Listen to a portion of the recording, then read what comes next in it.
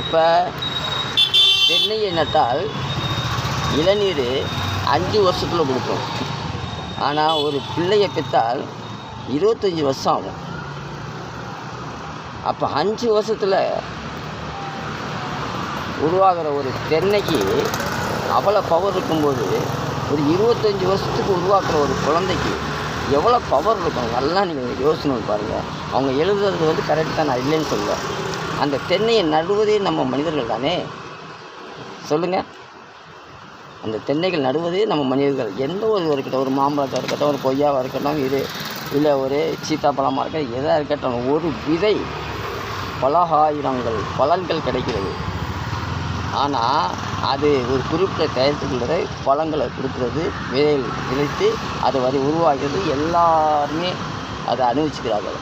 ஆனால் 25 வருஷம் ஒரு குழந்தை 10 மாதத்தில் பெற்றெடுத்து